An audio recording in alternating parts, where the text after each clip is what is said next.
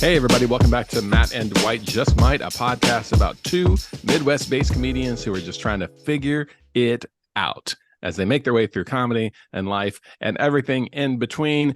I am Matt Alano-Martin. With me, as always, is Dwight Simmons. Dwight, yeah, I know it was a good weekend when you needed an extra day before we recorded the podcast, when you needed an extra recovery day. I did need an extra recovery day. I know it was a good weekend for Dwight. It may have been because of a very deluxe grilled cheese sandwich I made for myself the night before, and not because of the binge drinking for the second weekend in a row. But who knows? Yeah, let's not bury the lead. Let's talk about this grilled cheese sandwich. What made it deluxe? Oh, ever hear of butter? I accidentally put too much butter in the pan, and instead of like dumping the excess, I was just like, "Fuck it," and I put my bread down, and then pepper jack cheese, white cheddar cheese, and American cheese, and just let it get nice and toasty. You know how the bread gets that like perfect crust on it? Yes. Yeah, that's when you know. And it's so melty, and I downed it, and then I woke up and I was like, maybe at 37, I shouldn't be treating my body like this. Did you also eat this at like 1 a.m. or something? It was late. It was it was late. Today's episode of the podcast brought to you by Lactaid. Another one of our reverse sponsorships.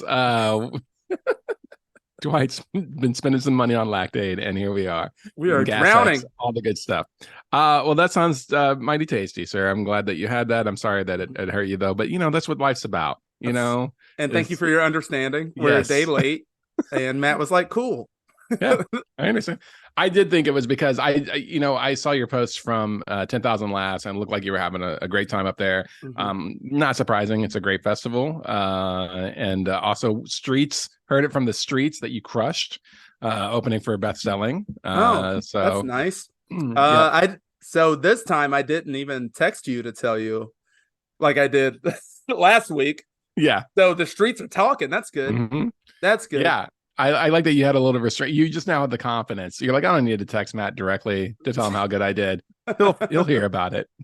You know what's funny is that these were very short sets at this festival. So my set for Beth was 8 minutes. So it was like over. I like started feeling good, and then I got the light, and then I was wrapping up, and then I got the light again. How you doing under 10 minutes? Yep, the Dwight special. The Dwight special. Running the light can't be just Dwight running the light. Yeah. It's just a me thing, right? Yeah, you're the only comic ever in the history to ever. You and Todd Glass. You're the two. I read his book and I was like, I can do this. Yep. I can do this. But it was fun. It went so quick. I know a couple of weeks ago, I was like, I got to get these 10-minute sets together. And I did. And I should have been working on a 8-minute set and not a 10-minute set. Because... Did you not? Oh, so you had 10 minutes at Milwaukee, or did you not know that these were only going to be 8? I didn't know what the set times were on either festival, to be honest. Gotcha. Until like you get there, right? And then they sent out a Slack and they're like, just assume you're doing 7 minutes. And I was like, I don't. That's like one story for me. I'm very long-winded. Yes, yeah. If you can't tell. If you've never listened to me do one single joke, it's usually between 7 minutes and an hour and a half. Yeah. That's how I build out my premises. But yeah, I mean, it's, you go and you do what you're supposed to do, which is kill in front of a willing audience. They were great. It's like the thing we talk about where everything just comes together and you just go up and do the thing that you've been doing for over a decade. Yeah. And yeah, it's fun, man. It was fun. I didn't see a bad set, and I was watching. I was looking. I was on the hunt for one. I was like, this one's going to be rough, but I mean, they do a great job. There's a reason they're one of the top festivals in the country, and it's because the audience trusts that no matter what showcase they go to, that it's going to be good. Right. So, they do it a little bit different than Limestone. Like Limestone has headliner shows, and 10,000 Laughs has that as well. But a lot of their shows are just showcases, and they're I think the lightest one I attended was at Comedy Corner Underground, that basement bar, Yep. And it still felt good. I think there were probably 20 people in there. And then once the comics fill it in, Yeah, that's a all you good need. room. Yep. Yeah. So, well, right on, man. I'm glad you had a good time up there. And yeah. Did Megan come with you again for this one or no? No, she has a real career, so she can't gallivant off 2 weekends in a row. Yeah. But I went to the Mall of America with David Brooks, who had a great set that I watched, and Rand Barnacle and a couple other comics. And we just walked around the mall for, I don't know what 17,000 steps is, but it's a lot. Yeah. A lot of steps, dude. Yeah. I've been there one time just to kind of see it. And it really was ridiculous. Like like my thought about it is like it's so big that I want there to just be like a smaller, like regular size mall in it somewhere that I can go into. I can go into like a smaller mall. Like one of the wings is just a regular mall that I can go into. Just a regular Simon Mall. Yeah, like a regular, I don't need all that. I don't need the theme park. I don't need like 14 different lids, stores. There's so many lids. Yeah. So yeah, it's a hat driven economy there. And it's all good. A lot of shoe stores. A lot of shoe stores. Yeah. There's a wedding chapel there. I did see that when I was there. You could get married at the Mall of America. There's the Mall of America store. You get all of your Mall of America merch at the Mall of America store. They also have a comedy club in there, which I've heard is like always like people talk about it's like doing comedy in New York in Times Square, where that a lot of the time people in the audience don't even speak English. Like they're international tourists who are just looking to get off their feet. Right. So it's very similar to like the Times Square comedy clubs. I'm trying to think, what's the one that's right? Is it New York Comedy Club? There's one that's right off of Times Square. It's been around. Broadway Comedy Club. Broadway Comedy Club's there. New York Comedy Club's there. Yeah, where it's just in Times Square, but where it's just like people. Caroline's bags, is right there. Yeah, shopping bags. I mean, Caroline's is different. I'm talking about like the ones where people get barked in. Which is Broadway, definitely Broadway Comedy Club. They got comics out there barking people in who literally are just looking for air conditioning, heat, and heat and somewhere to sit down. Like they just want to get out of fucking New York City for a minute. So they sit down. And that's what I've heard like the Comedy Club Mall of America is like a lot of times. It's on the top level. So I imagine it's more like a casino where that hosts comedy. Where people have spent too much money by the time they get to the top and they're just pissed off. I guess I'll go to a comedy show. Yeah, maybe. I've lost my mortgage. Yeah. Again. Yeah. Well, and they have all those hotels that are right around the Mall of America too. So I guess in theory, if you were looking for something to do and you didn't want to drive into the cities, it's an option. You could just walk back across the street to the mall again and you could either go to a movie or you could go ride the roller coasters or you can go see a comedy show. So who knows? I don't know. It's a sad place. After the first hour, you're like, this just a bigger place that holds stores. That's what a mall is, and it's still a mall. Yeah, it's not as magical as you thought it was. Yeah. Not at this point. Well, that sounds like you had a great weekend, though. Like, did all the things, man. It's all good. I do want to shout out Ben Katzner and his wife came to the Beth Stelling show. Then we hung out a little while after, said they'd listen to the podcast. Or he listens to a podcast. Yeah. I'm not sure if he makes his wife listen. Ben, be better, Ben. Ben, if you're in the car with your wife right now, making her listen to this podcast, just turn it off. I know. We appreciate it, but man, this is not a thing to be forced onto spouses. You ain't gonna make it I don't know. He said he's gonna send in a question, and it sounds like he hasn't done that yet. So stop procrastinating and send it in, Ben. Well, he's probably recovering from 10,000 laughs and all that good stuff. Yeah. If he had a grilled cheese like me, take the week. It is grilled cheese season. I mean, like there's probably a lot of people out there enjoying it right now. And hopefully they just don't fly too close to the butter sun like you did. Take it easy on the butter. Use a spray.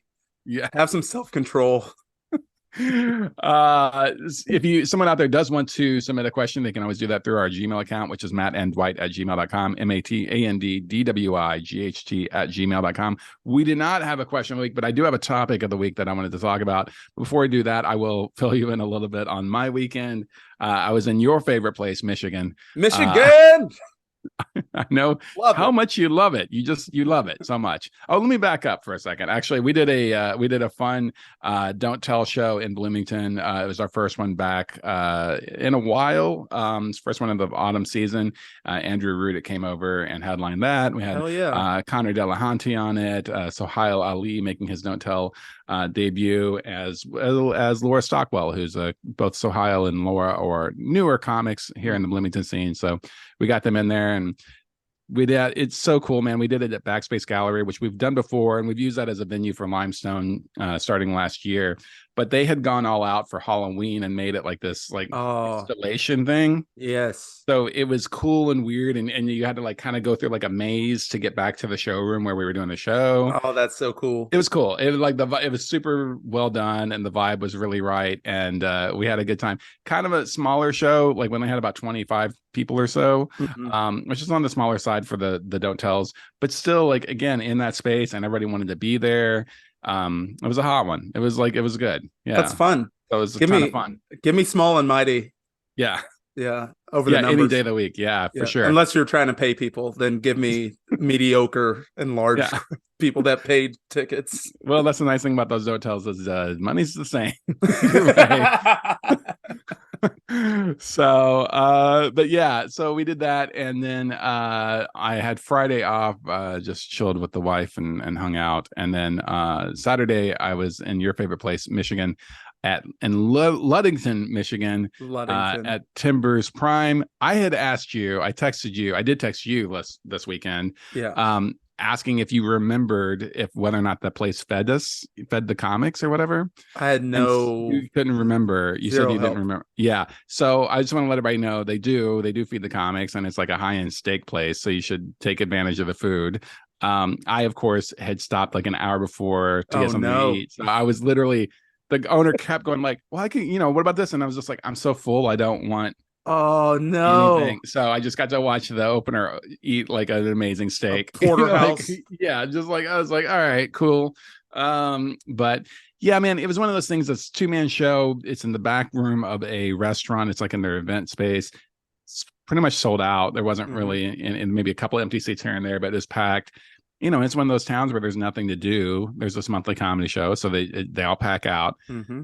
There was 2 tables of like fairly drunk white women in their 40s and 50s who were there for a girls' weekend. They're all from Detroit, and they were all wearing ridiculous shirts. Like one of the shirts just said like "I heart anal," and like like basically like. And from what I understood is like they picked shirts for each other to wear out in public on their Saturday night out. Yeah. And you're telling me she didn't pick her own I Heart Anal shirt? Well, like maybe her friends know her so well that they knew that was the right shirt for her. She do love it. She put it on like happily. Yeah. Exactly. Like, you guys just know me so much. It's in exactly the right size, which isn't always the case. But the opener, of course, like they're all sitting right in the front row. So the opener commented on one of their shirts, like, "Oh, that's a crazy ass shirt," and that's all it took. And then they were just, because there was an announcement at the beginning about, "Hey, don't talk during the show," all that kind of stuff. And then they were part of the show now because the comic had talked to them. Yep. And he did a good job of like the opener was Sean Shank out of the sort of South Bend area, northern Indiana, southern Michigan area. He did a good job of kind of handling them and getting away from it and getting back into his material. And he does kind of long form stories too. So there wasn't actually a lot of opportunities for them to kind of chirp up too much, although they kept trying a little bit here and there. Right. But when I got up there, I didn't try to engage them, but I just tried to get into material. But I wound up spending a good amount of my set having to deal with them because they're also getting progressively drunk. So by the time I get up there to headline, Sean's doing 30. And so that's another 30 minutes. That's another couple of wine, glasses of wine that they've chugged, And so, yeah. And so it was one of those things where they were good natured, like they weren't being shitty. But they were like commenting on setups, just chirp, chirp, chirp. And like you could tell the rest of the audience was getting pissed off at them. And so it's that weird thing where you're trying to like jingle the keys for them. Like, okay, I'm going to get you under control for a second. and then try to play to the whole room. But it was like, it really was like I was doing 2 shows at once. Yep. And at no point was everyone in the room happy. Right.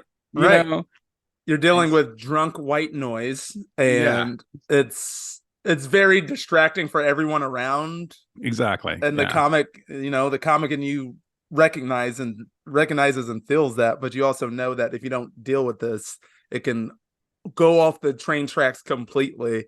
Yeah. So you're like, it's like you've seen the movie Flight. Yes, I just saw the first opening 20 minutes of it again lately. Flight with Denzel. Hell yeah. Where Denzel, he has to land the plane upside down, and it's not ideal, but he does it. People were like, "How the hell did you do that?" He doesn't land it upside down. He flies it upside down, like what? a big section of it, and then he has to flip it at the very end, and they take off the top of that church. No symbolism there, huh?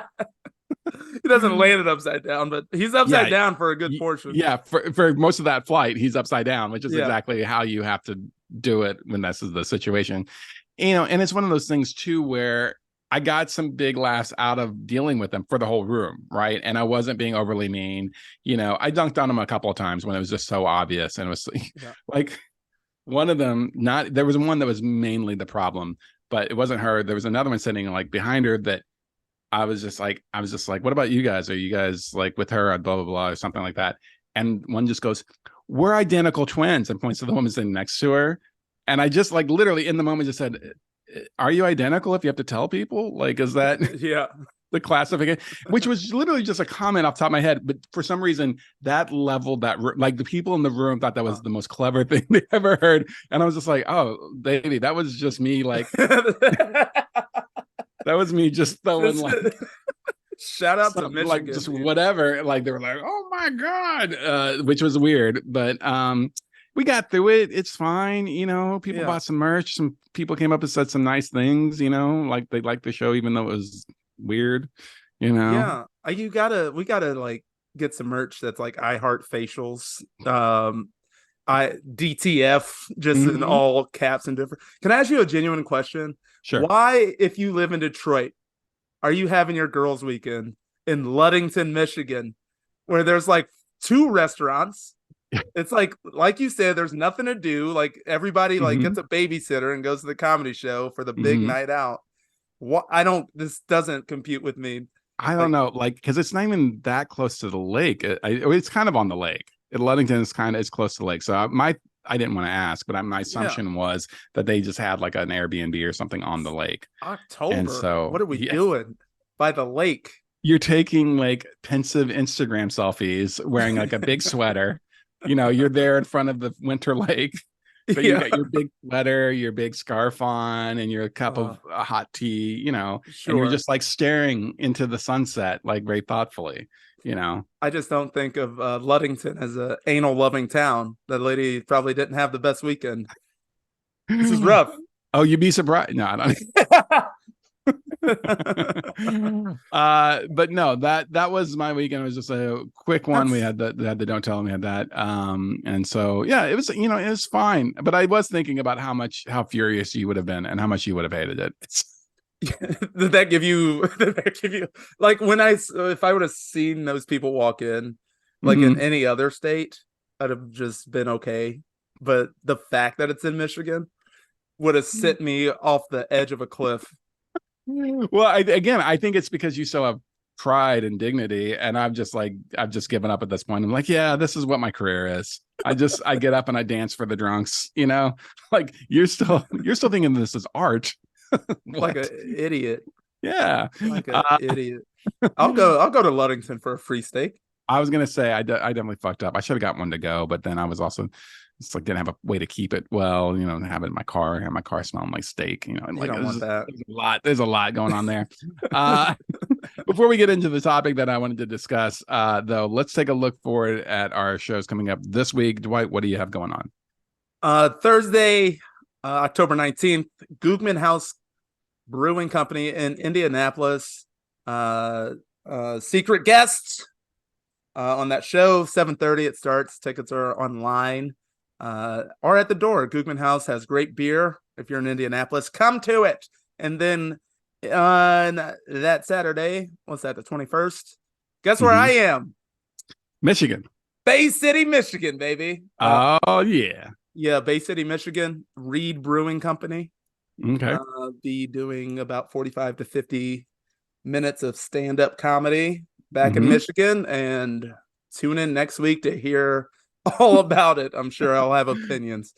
I did see that Bay City was named the #1 place for girls' weekend, so hopefully hey, Bay City they'll have the same thing. Well, my week looking forward is, strangely enough, I also have a show on the 19th at Goodman House Brewing in Indianapolis. You can tell. So weird. Yeah. So I will be on that show. I'm on Dwight's show. Thank you, Dwight, for having me on your show. I did post about it and apparently sold 2 tickets already. So that's people say social media doesn't work, but I posted on Facebook, which is where people my age still hang out. Yeah. And someone's like, I can't find the ticket link. It's not on the Goodman website. And so then I posted the ticket link, and they're like, okay, we'll see you there. Which I soon meant that they bought tickets. Now I'm realizing as I say it out loud, like, oh, that's not verification. Okay, like they didn't send me a screen grab of the receipt. They weren't like another step. Yes. Yep. See you there. Oh, no kidding. Yeah. They don't put the tickets on their site, but they're on DwightSimmons.com or on Eventbrite if you search for Goodman House. And also on my website on alano-martincomedy.com. All of those words has a hyphen in between it. It's probably easier just to Google my name. That'll get you there. So I'll be there on Thursday on the 19th. On the 20th, I'll be in Converse, Indiana at Imagine Burgers, new comedy show there that I think is going to be a monthly. But I'll be closing that out with a 30-minute set. And then on Saturday, on the 21st, just fell into my lap. I will be doing 2 shows in LaPorte, Indiana with Kyle Kinane as part of their fundraiser for, I think it's called Big Comedy LaPorte, which has Ben Conowitz and a few other people put this on. They put on, I think, 1 or 2 comedy shows a year up there, and it's always a fundraiser. This fundraiser is for the Boys and Girls Club of LaPorte, Indiana, an organization close to my heart. So I had to bail on another show to take this one. But not only is it great to get to do a small theater and to open for Kyle Kinane, but also the money is like ridiculously much better than the thing that I was going to be doing, the one night I was going to be doing. And so I had to cancel, and I did reach out to people because I wanted to just hand the booker, like, I can't do it, but these people are available. Everyone I reached out to was unavailable. And then when I posted the Kinane thing, somebody did go, oh shit, were you offering me that Kinane gig? And I was like, no, I was not. Yes, I begrudgingly, oh god, I guess I'll do it. They couldn't do it. I guess I'll do it. I mean, I would offer someone the Kinane gig if I couldn't do it. Like, I got asked to open for Kevin Nealon while I was in Alaska, and I couldn't do it. And so I hooked, Connor Delahunty and Kelly Collette up with that. It was 2 shows, 2 different dates. Right. I'm more than happy to pass along the good hookup, but I mean, Nah. No, not this one. I'll do this one. I'll do this one. Yeah. You get it next time. I got you. That's exciting. I love Kyle. His new, I just saw him in Milwaukee. He's gonna make it. He might just make it. That kid. That kid might just make it. I've never heard of Converse, Indiana, and I've been traveling through this state for a very long time. Yeah, it was first. Did they make up a new place? No, it's real. It's on the Google Maps. So when they first asked me if I want to do the show, they said it was in Kokomo, and Converse is not in Kokomo. It is outside of. It's a good little distance outside of Kokomo, Indiana. Okay. Yeah. Let's actively stay away from Kokomo. Yeah, you're not a fan? Not a fan of Kokomo. Okay. What there was a guy that ran a club, or not a club, just a room.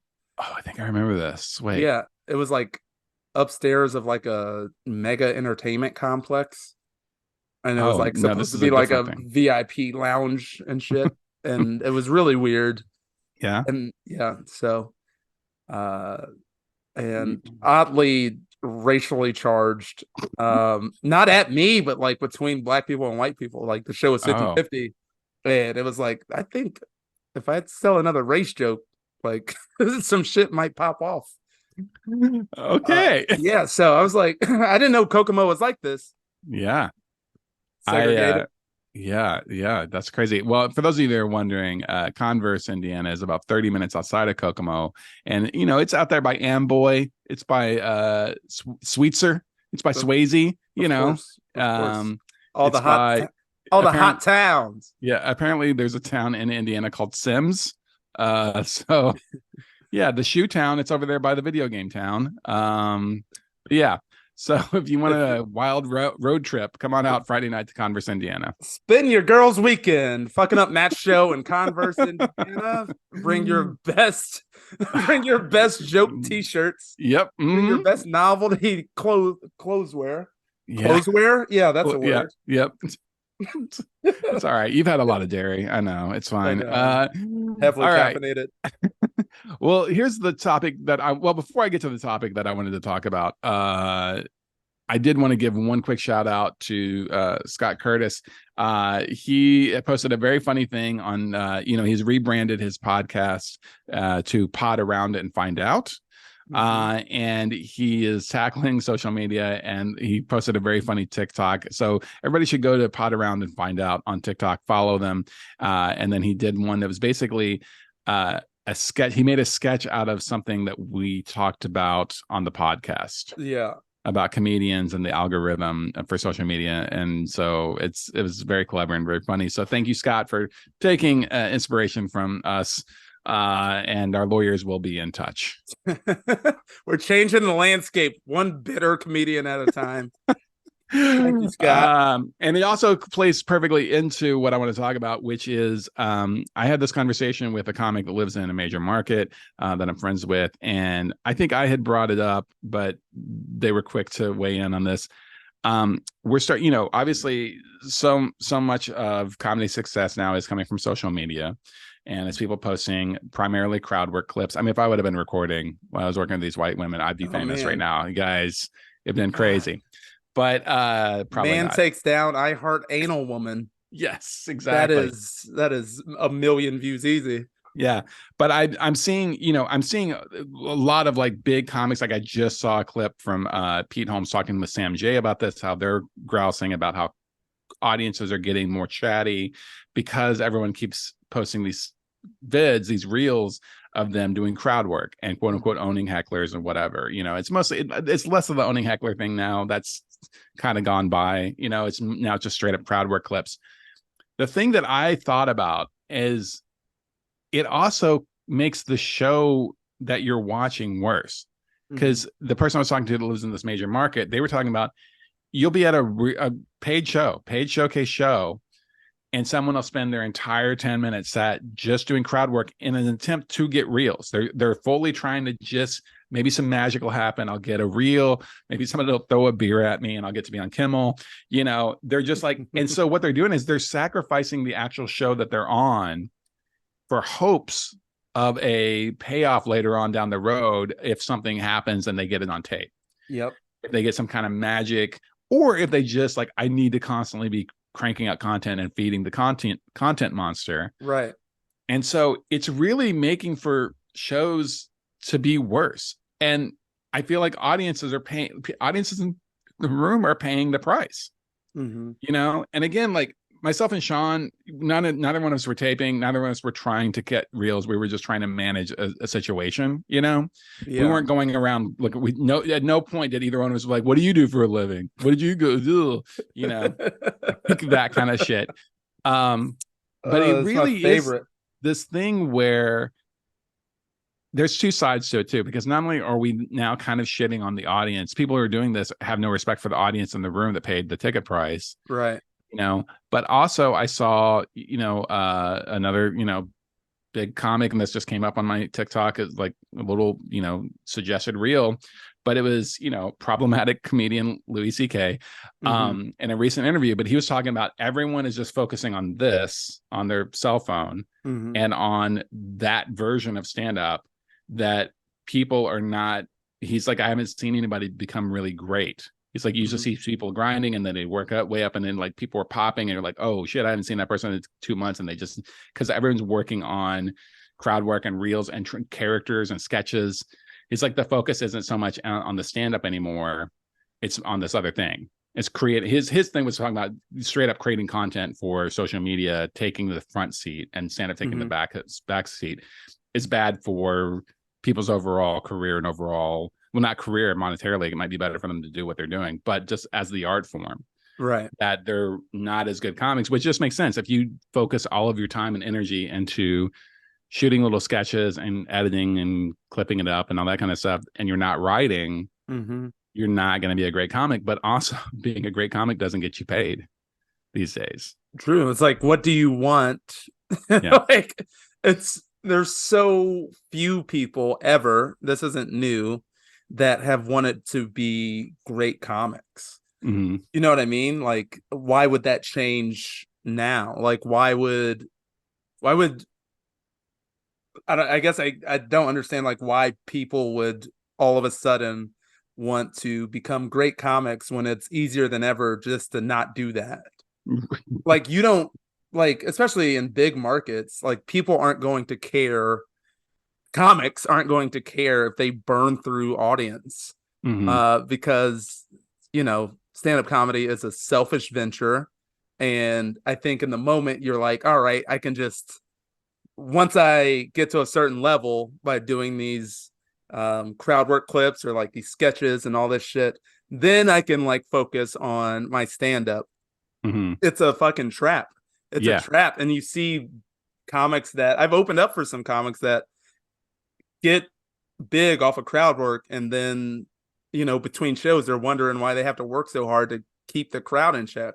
You literally, the best thing one of these comics can do is build their set around the Crowdwork to keep the audience happy if you're really trying to like work on stuff. But you know, what Louis said is true. I agree with him in every aspect of his career and life, and no notes. But like, I've said the same. I've said the same things. Like, earlier this year when I had to take a break from social media is because I felt like I was just writing bits like for clips.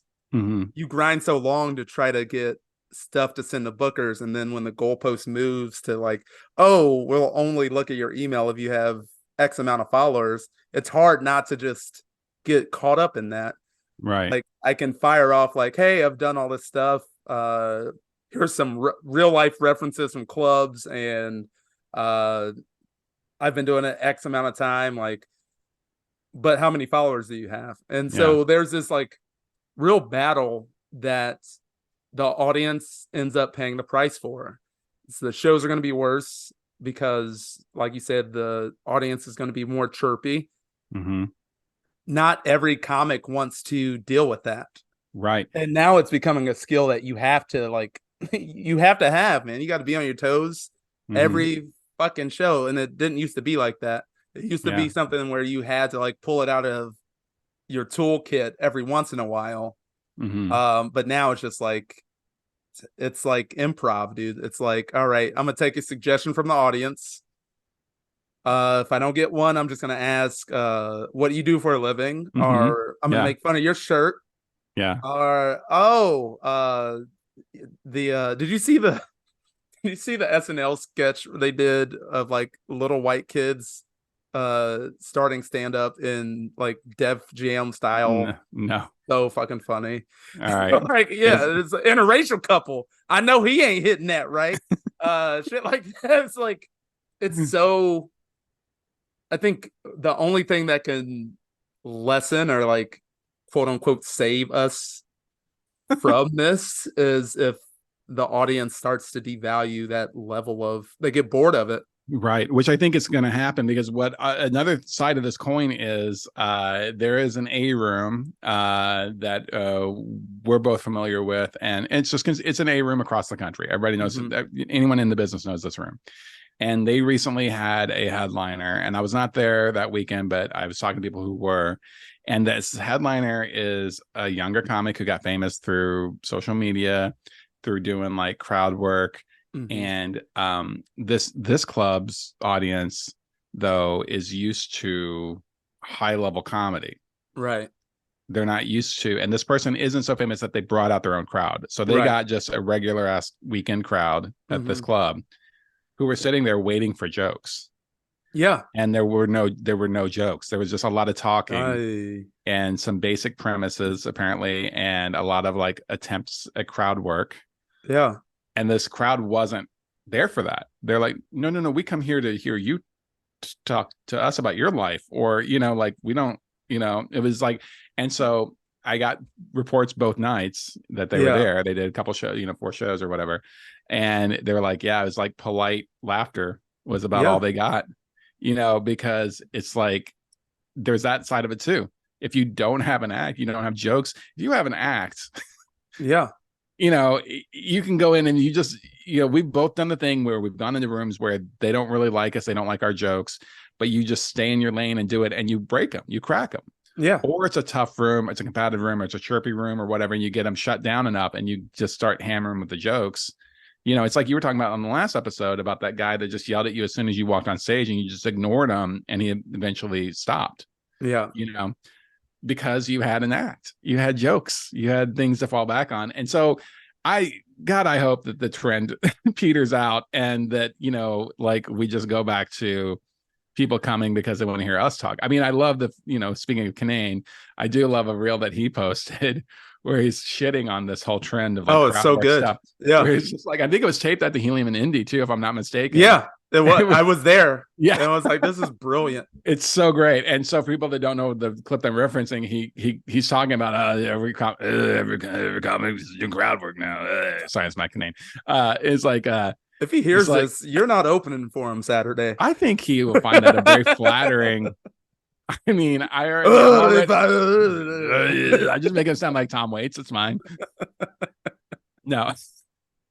So but he just goes up to a person in the audience. He's like, oh, okay, we'll do some crowd work. He's like, you asked me what I do for a living. So here's the guy in the audience asks Kanane what he does for a living. He's like, I'm a comedian, let's go. All right, here we go. Crowd work. Yeah. It is like, some people are good at social media. Mm-hmm. Some people are good at stand-up, and the ultra rare people that we respect are good at both, or they have teams. Mm-hmm. You gotta be able to tell a joke. Like, this is the one thing that can keep you on track, and like give you control back of the room, because not everybody wants to come to a Q&A, dude. Like, exactly. Yeah. You gotta have, the old adage of like, if you take care of your act, it'll take care of you. And that was said kind of in an old timey way of like by comics who never turned over their act, or like they really tweaked it over 25 years. They really honed it for an entire quarter of a century. Yeah. But I think it's still true. And like what we do, where we do turn over hours and stuff like that, if you really put the love and the work into that, and it's something that you believe in, and you are working on it, I think that shit, I mean, having jokes in my back pocket and different types of jokes and stuff that I could shift gears with has saved me a lot of times. It's turned a mediocre show into a good show, or even a great show, because I was able to adapt and adjust. Which again, like, if I was trying to do crowd work and it went south, or they weren't there for it, or again, you're at the Mall of America and no one in the audience speaks English. Yeah. And you're trying to do crowd work, or they don't speak it that well, it's just.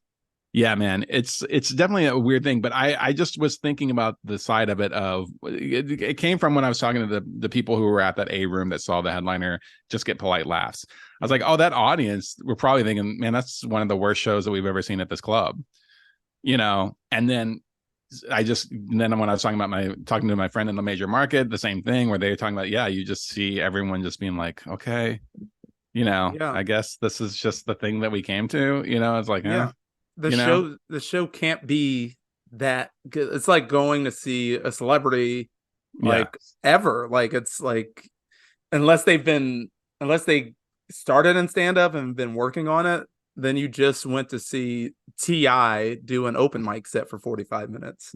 I heard he's getting better, BT Dubs, but like, how many audience do you have to run through? It's I don't know. It's different just because, like, if a quote unquote big name headliner is working on an hour and you go in knowing that a little bit, like, oh, I'm going to see Chris Rock in Indianapolis. It's not going to be polished, but he's good enough to present it. Versus I got famous from TikTok with heavily edited videos, and now I just booked 50 dates, and now I got to figure out a way to fill 40 minutes. There's just no way that can be a good show. It just can't be. Yeah. I mean, yeah. And I don't even think it has to be to the level of Chris Rock. I think even guys at our level, when we're working on new hours, we have enough respect for the craft that we're not going to bring a brand new, like just an amoeba of a premise to a paid show. You know, I'm not saying you can't riff and kind of, if you're having a good one, things are going well, and you get, all right, I got him. I could take a little detour for a second. Nope. All right, cool. Let's get back to some material. Or sometimes you take that detour and you're like, oh, that was good. That hit and that was funny. And let's live here for a minute. Yeah, exactly. It's like, do identical twins have to tell people? Like we just and then put that merch out, and then that's gonna, not gonna sell. But right.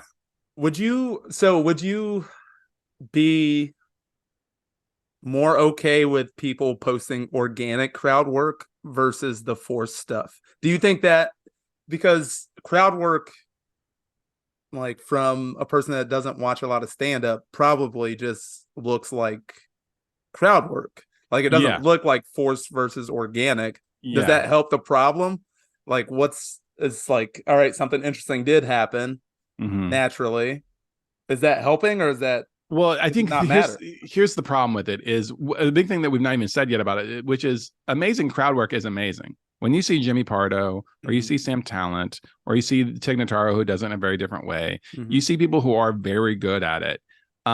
It's amazing because it's something that's happening organically in the room. Even if he's not talking to you, the comic's not talking to you, it's just like, holy shit, they just whipped that out of their ass and it was funny and it's so good, right? Yeah. But again, they're in the minority. And most of us are, if we even build that tool for our toolkit, we're okay at it. We might find something funny, but I think just any crowd work at this point, any crowd work filtered through social media is all seen as the same, right? Which is, it's not even comedy. It's like, oh, it's a crazy thing happened. And also most of the crowd work that I see, and I talk about the good side of crowd work. Let's talk about the bad side of crowd work. Is them asking someone in the audience, or the audience member says something, and it's the comic just going, oh, that's crazy. I love this person. They're crazy. The comic has said nothing humorous. Yep, right. They've just reacted. It's the version of the reaction video. Right. It's like, this black man has never heard Led Zeppelin. Let's put him on camera and watch as he listens for the first time. How that became an entire genre of YouTube, I don't know. It's so bizarre to me. It's a lot of people in the world. A lot of the crowd work, there's just not, the comic has done nothing, other than maybe prod it along. But any sort of humor to it has just come from the actual person in the audience. And that's where it also gets dangerous. And then people in the audience are thinking like, I get to go be funny at the show. I yell some shit out. Yeah. But I know we've complained about this a lot over the course of the podcast, the 50 episodes of the podcast that we've done so far. But it really is I think that we're getting, the reason I wanted to bring it up is thought about the toll that it takes on an overall show, which we've never looked at it from that perspective. And we've always looked at it from our perspective as comics having to deal with this shit. But I'm now thinking about other people sitting at the other tables. Like, the fuck, man, I kind of wanted to hear some jokes. I thought we were going to hear jokes, right? Not hear about this drunk lady's life, Yeah. So is that going to start to have repercussions and make people not want to come out to comedy shows anymore? But then also more and more high profile comics.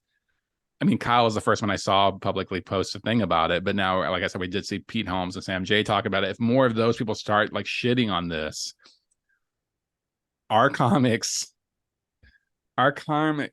going to curb it because they're like, oh, these people I look up to are saying this is bad. Maybe I should stop doing this. Or are they going to just keep chasing that fame, baby? They're going to like, this is what's, and also it's not going to work. Like you said, when's the algorithm going to turn? Yeah. When are people going to stop watching these clips? And then so I don't know. I don't know what the answer is. I just think these are all the questions.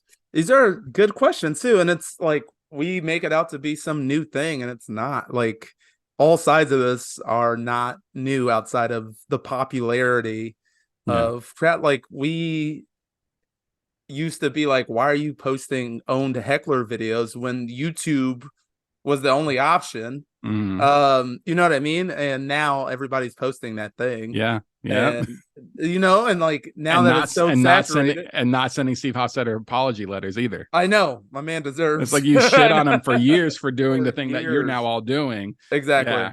Exactly. Yeah, I think so. But like, you still have the upper echelon of fame, people getting booked, that posts Crowdwork. So I think it's just like a battle of, do you want to be the people that want to be really good at stand up are going to find a way out of this cycle.